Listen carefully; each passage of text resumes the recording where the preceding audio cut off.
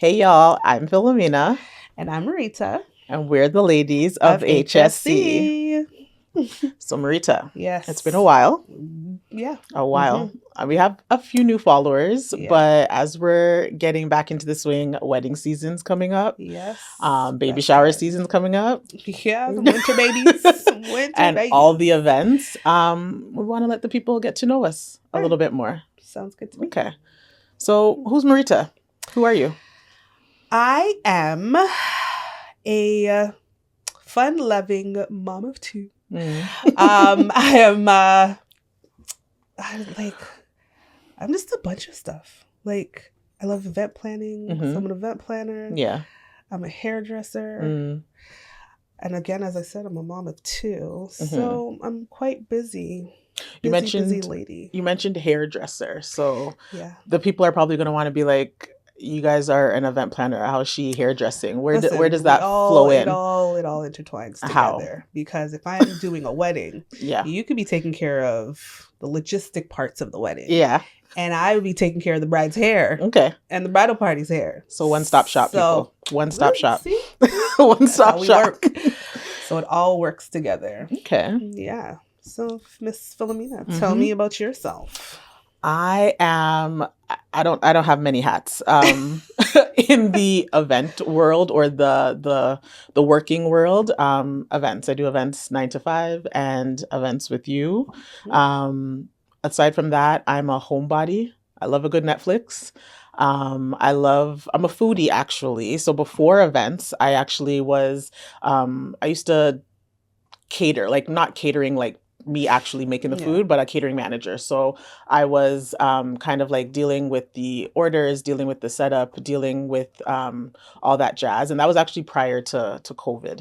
Yeah. So once COVID hit, that hit and I had to figure it back out, but we're still standing on the side. But my 9 to 5 doing that, it got affected. Hospitality usually gets affected by that. For sure. So yeah, aside from that, I love movies as well. As I mentioned, I love food, so I like trying new restaurants. So I like going around trying different types of, like they would call it, hole in the walls. Yeah. So sometimes scary. You have to have a stomach of steel, but Mhm. that's kind of what I do, who I am. And on our off times, we'll be visiting those restaurants. Yeah. Yep. So what made you get into having your own company? So as I mentioned before, so if I actually go further back with my catering and food, I actually went to school to be a chef. That I did culinary management, and that was a no, because I was like, I want to be. I love to eat. I love to cook, but I didn't want to do it as a professional thing. Yeah. And then being behind the scenes and seeing it, I think that's where I fell in love with events. I think I was doing an internship somewhere, and I saw like the moving and the hustle and bustle of like the events people and the frontline staff is what they would call them, kind of. So the front of house, and I was just like, I want to do that. I don't want to be stuck behind the scenes chopping vegetables, right, skinning chicken. Like I don't want to be doing that. So yeah, I was just like, let me find my way into the events world. I was at George Brown College. That's where I got my diploma, my degree from, and I looked it up and I saw that they had a program. Went into food and beverage management because you kind of needed to know both sides. Yeah. And that kind of led me into getting into my hospitality degree. So I was able to bridge into that. And then just seeing it, working jobs, like I worked at a golf and country club. We were doing weddings all the time, late nights till 3 o'clock in the morning, and then going back home and having to wake up and do it all over again the next day. And you know some of that. So you'll probably share your story just now. But from there, I was just like, okay, let's do this full throttle. So it was that world, and then just trying to find my footing of finding event jobs. And then you approached me, and I'll let you say what made you get into this, and then we'll tell the people what I told you. All right. Because I was comfortable, but you get into it. So what made you get into? What made me get into it? I've always loved planning events. Mm-hmm. And I used to do, I used to be a server at a banquet hall. And one day, sorry y'all, but one day, one of the upper heads came and tried to like change around the settings. And I was just like, that's not how it goes. No. And I was talking to my friend and I was just like, honestly, I could do this. I could do their job with my eyes closed. In your sleep. Yeah. In my sleep. Yeah. So I'm not going to listen to them. I'm just going to do what I'm doing. Yeah. So I did that and then I ended up getting pregnant with my daughter. And I was just like, I'm not coming back to this place. Nope, that's a negative. I'm not coming back. And I had her and I was just like, okay, well, what's next if I'm not going back? Yeah. And sat down and I had a nice little conversation with God. And I said, let me go back to school. And I said, okay, I'm going to be an event planner. Yeah. And I went back to school and I was just like, yeah, this is my lane, That's my your avenue. This is me. And so so tying into how I roped you in. Yeah. I was just like, we could both do this. We both love events. Mm-hmm. Why not start a company? Yeah. Y'all, let me tell you how she literally said no. I said no. Face. I said no. Said no. And I was just like, no. We're going to have a company together. Because this is what we're going to do. I was like, I'm fine. And now that I know better, so y'all don't judge me, but I was like, who wants to have to plan out their own money? Wild. I know that's diabolical to say. Who wants to have to handle their own money? Who wants to have to handle the logistics? Like, I'm fine working for the man, as they call it. So I'm fine. Go in, clock in, do my 9 to 5, come out.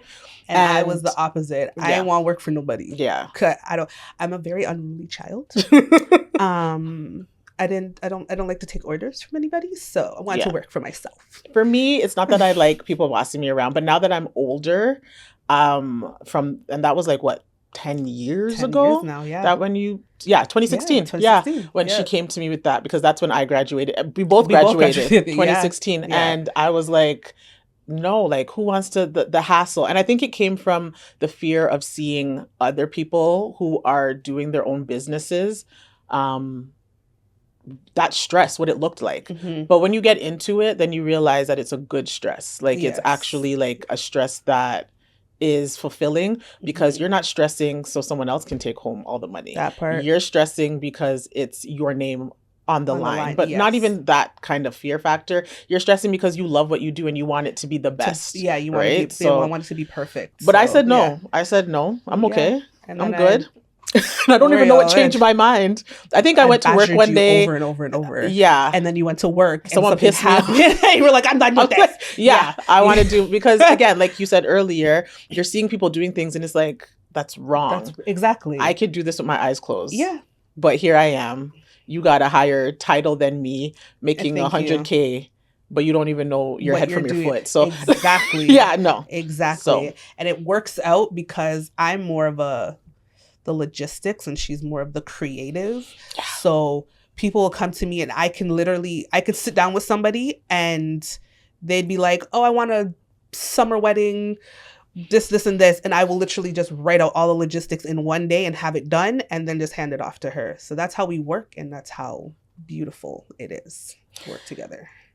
And I think we touched on when we started, because we said 2016. Yes. But I want to go back to something you mentioned, which I don't think we discussed, but you talked about having your first daughter. Yes. Well, you only have one daughter and then she has a son. Yeah. But you talked about having your first child and going back to school and starting. Do you have advice for anyone watching this who feels like, I'm done. I had a child. It's over. Life is not done. Yeah. I promise you, life is not done.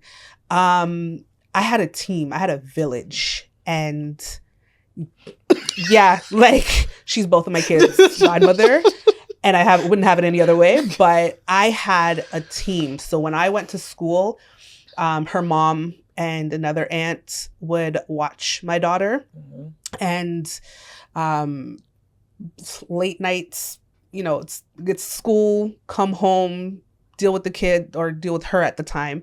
And then late nights I was doing projects and doing all of those things. And then I still had a social life. Like, when I tell you have, like, I know sometimes like people don't have that village. Yeah, and the ability to do that might be hard. Yeah.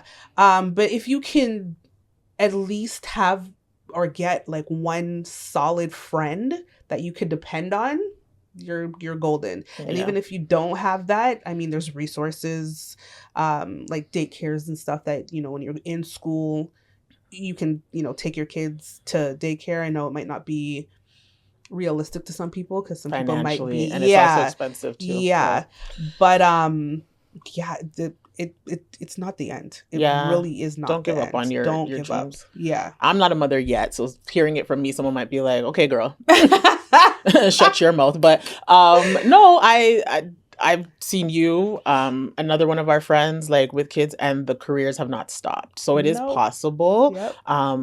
You just may need to lock in a little bit harder. Yes, for sure. And the village, not only just to watch your child, but to hold you accountable. Don't despise. The village is not just there to babysit. They're also there to hold you accountable because they also see, like, I see what's in Marita as to why I've crack whips. Frying pans. Listen. Between plastic hangers. I'm not even gonna lie to you. Between her and her mom, and her sister, listen.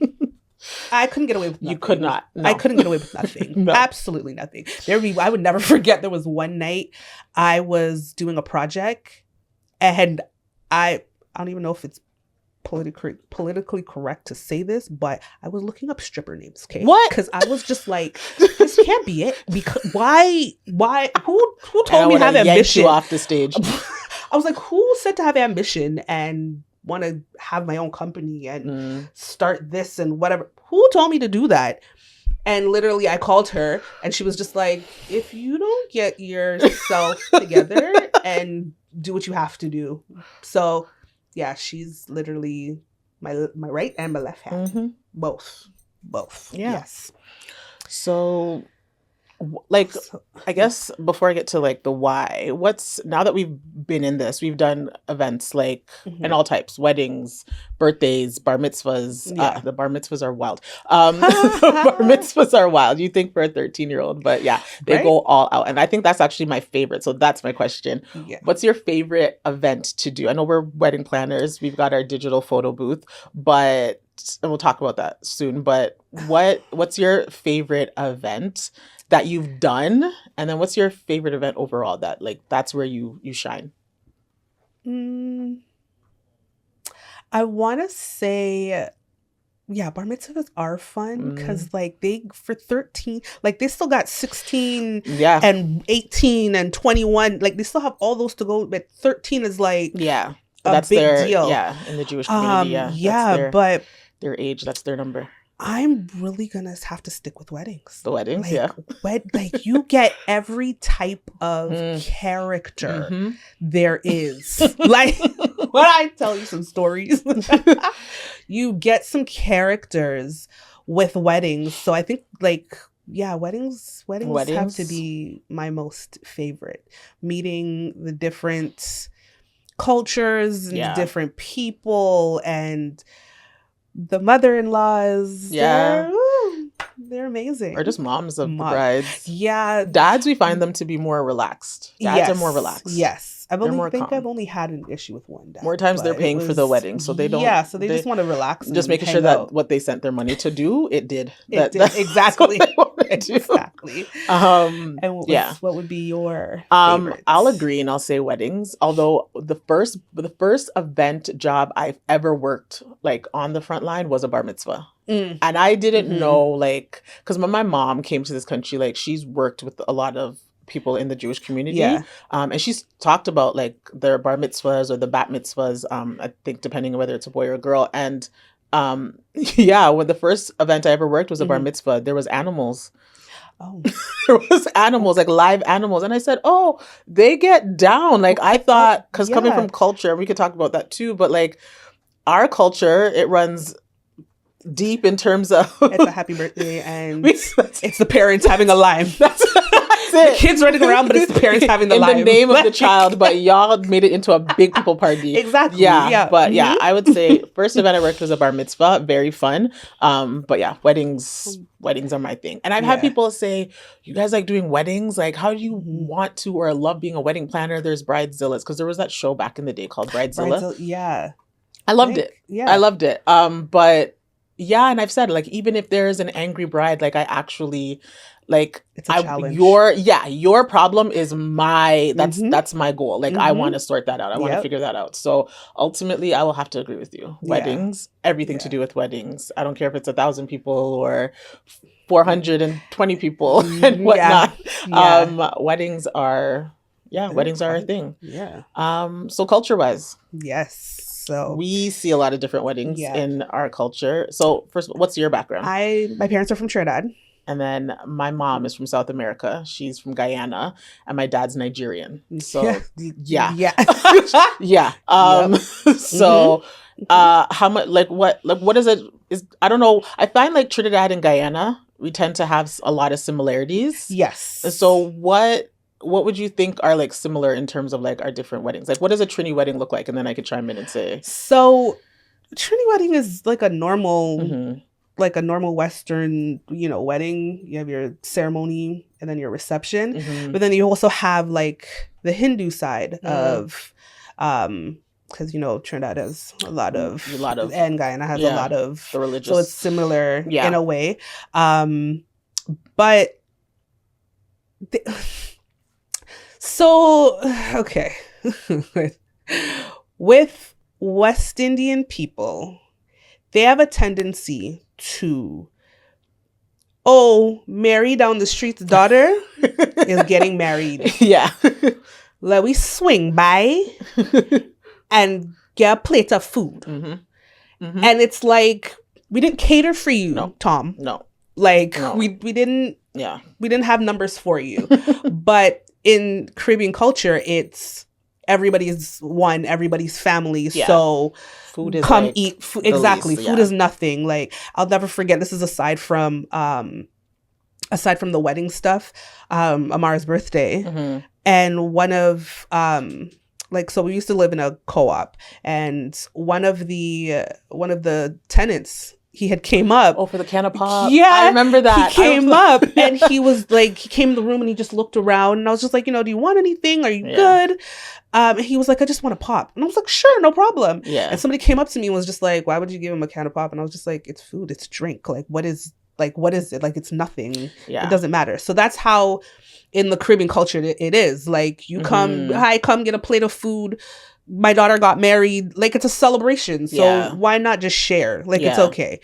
You don't find that a lot over here, though. You don't find it a lot because it's unfortunately really expensive. Yeah. For having a wedding here. People have found ways to do different like micro weddings versus the big scale weddings. But people, I think, still want to keep with that culture of I'm getting married, let's blow the roof off this place. And it's not that you have to do that. But if that's what you want to do, don't forget that's the wedding day. Yeah. Marriage. All right, cool. Yeah.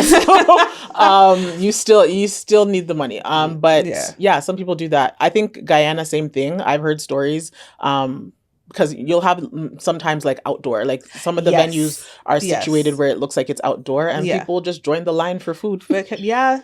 And you just see someone with a t-shirt and shorts on, but you just saw food given away and you're just going to join the line. Exactly. But my mom always told me growing up, she's like, the belly's ungrateful. And so it's like you eat now and you go to the bathroom later. So it's like, if you can, I'm not here to promote that anyone make sure that you're catering food for your wedding for the masses. But if you're able to, why not? Why not? Because there's a lot of waste. We see that a lot also in the event industry, a lot of waste. Yeah. So that's something. On the Nigerian or the African side, that's a whole other bacchanal, as they would call it. As a Nigerian, they tend to have the traditional. So most African cultures or countries, they have traditional, and then they've got what they call the white wedding, where they bring the bride to the church and you marry before God. But prior to that, in Nigerian culture, we've got our tribes. So you got the Yoruba, you've got the Isoko, you've got all the different ones. Oh, and so Oh, there you go. Sorry. Yep. We Sorry will about clip that. that. Yeah. So yeah, you've got your traditional and you've got your white wedding where they bring the bride to the altar Yeah. before God. And but for the traditional, you've got the different tribes, Yoruba and whatnot, and so they'll wear the traditional clothing Oh, of that yes. family, of that Yes. tribe. Yep. And so they've got, that's a big, huge celebration. Oh, So yeah. a lot goes into that, but And my obviously favorite part, the money dance. the money spready money. So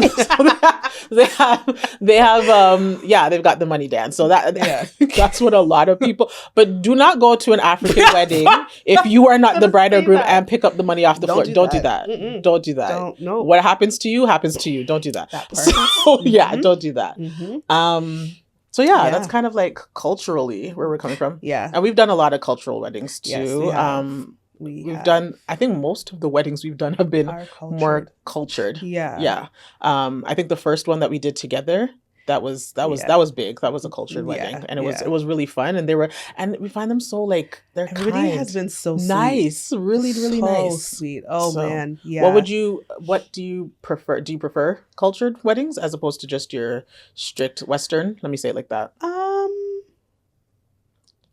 Not really. I prefer both. Because they like, at the end of the day, everybody gets down. Like everybody has fun. Yeah. Like everybody has fun. So yeah, it's sometimes like I'll have to forget that, hey, I'm working and I can't just, dance with everybody and have fun. But no, I don't really have a preference. Like everybody's it's all one. It's all the same. Yeah. Yourself? I'd prefer any of them. It doesn't really matter. Yeah. I find like the culture ones do challenge you, and it kind of like develops your understanding because we have our cultures, but we don't know everyone's culture, right? Yeah. So I think that definitely helps us to like kind of grow in understanding, grow in like what people would want, and be able to like bring those to the table. Like your clients are gonna find comfort in knowing that you're not like you're green and you're like, oh really? Because then they want to make sure, again, the day of is for you to execute. It's not for us to execute. It's not for us to be walking around trying to figure it out on the spot. It's for them to be, they're supposed to have their day, be calm, and know that you have it. So I think that's definitely it's funny you said that. I had to do because my grandmother is half Indian, so I know the Indian culture, and it's funny, I had to do a Hindu wedding. And so with a Hindu wedding, you have to take off your shoes before you get onto the altar. So before I step onto the altar, I take off my shoes and I'm getting ready and I'm like putting the stuff out, and the I wouldn't say the reverend, but the priest comes and he's just like, how do you know that? And I was just like, oh, my grandmother's Indian, and two, I'm from Trinidad, so we do this there too. And he was just like, the whole night, me and him, like, we were locked in. Like, that was my best friend for the night. So it's good when you know or understand cultures. And even if you don't, research before you do it. Just because you're, and I would say that's something like we definitely look into, like just because you're maybe not handling that right now, but if you want to expand, and that would be advice to like someone else who's in our shoes as an event planner, like if you've got your niche, do your thing. If you know that you are well versed in just a white wedding, take it to the altar, and go to the reception, and then call it a night. But if you want to ever expand, do your research before. Don't let that first client be your guinea pig. These people are paying money. Again, for you too, like take what you get. But that's what I will say. Like research, always keep yourself in the know, because things are always trending too. Oh yeah, there's always a trend going on. Do you have a favorite trend right now? I'm not even gonna lie to you. School's had me kind of busy, so I haven't really I don't know the trends for 2026. So do you know any that you can hit me too? I don't. To be honest, I think more so like the colors. I feel like people are doing more like darker earth tone type stuff, so that's trending. And then people are usually like, I find like there's a lot more themes. I have a friend who went to a wedding back on Halloween actually last year, and the guests were told to dress up. They came in costumes. Her and her boyfriend went. I can't remember right now what her costume was, but she showed it to me the last time. But yeah, I find like a lot of trending people are definitely making things their own. So whether it be costumes, whether they're using like movie inspirations. I remember Breakfast at Tiffany was like a big thing for like the bridal showers, even the baby showers and stuff like that. So people are doing a lot more themes. Yeah, the last two that I did, one was Star Wars. And that was a costume.